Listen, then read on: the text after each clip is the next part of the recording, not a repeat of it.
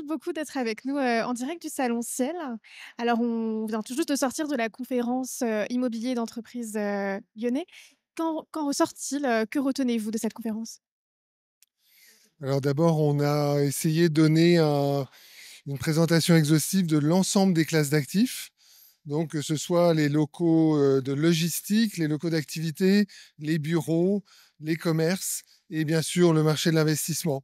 On a essayé d'avoir une présentation la plus objective des tendances et surtout en présentant des chiffres sur les 12 derniers mois, c'est-à-dire en année glissante, pour pouvoir donner une analyse un petit peu plus sur le long terme.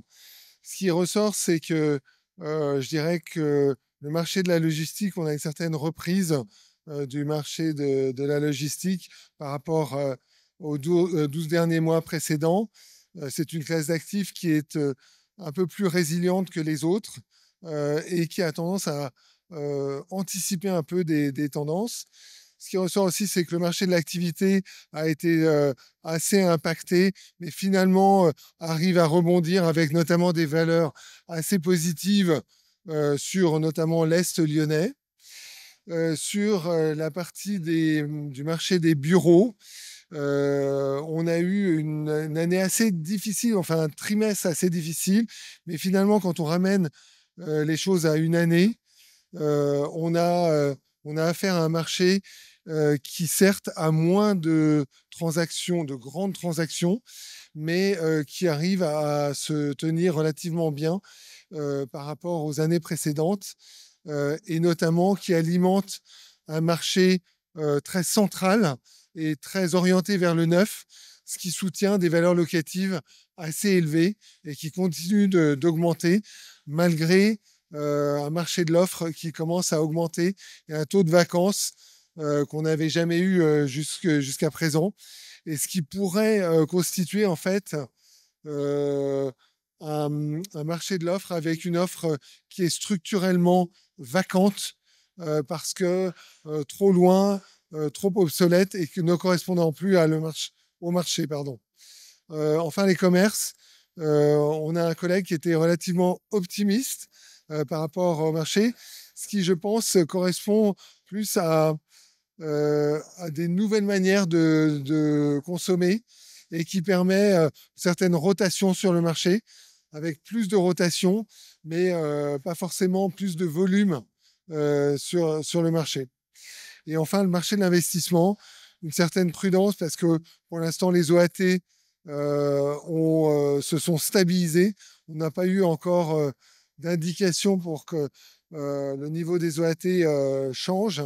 Mais il y a un petit frémissement qui a commencé avec le marché de l'investissement, de la logistique, et qui, on espère, va se transmettre au marché des bureaux, qui pourrait constituer voilà, un nouveau volume sur le marché de l'investissement. Et je reviens rapidement sur, la conférence, qui a eu lieu ce matin, d'ouverture où vous évoquiez, 2 signaux forts. Peut-on, rappeler de quoi il s'agissait? Je vais essayer me remémorer ce que j'ai dit ce matin. C'était, Notamment les modes de travail c'est ça. et l'environnement, ouais. Voilà. Donc moi, je pense que en fait, la question c'était est-ce que le marché est prêt à se renouveler, notamment à travers la ville de demain. Et moi, je suis convaincu que c'est le cas, parce qu'effectivement, on a vécu ces derniers temps, notamment depuis le Covid, eh bien, un certain nombre de nouveaux éléments sur le marché. Le premier, c'est une prise de conscience en fait du développement durable qui a un impact très fort dans la décision des utilisateurs. Et puis le premier, j'ai un trou maintenant, Les modes de travail, et sur les modes de travail, voilà, qui effectivement impactent, je dirais, plus négativement en volume le marché, mais ce qu'on a dit ce matin, c'était consommer moins, mais consommer mieux, c'est-à-dire prendre des surfaces plus qualitatives, même si c'est moins de surface sur le marché. la réversibilité, pardon, vous l'avez également évoqué, vous étiez plutôt positif, à ce sujet? Oui, je pense qu'en fait, le marché et les utilisateurs nous demandent d'avoir plus de flexibilité, plus de réactivité.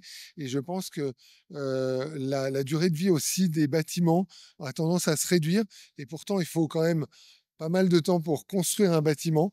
Donc, je pense qu'il est extrêmement important d'anticiper les mouvements futurs et être en capacité d'adapter et de transformer des bâtiments tertiaires en résidentiels, voire en locaux d'activité.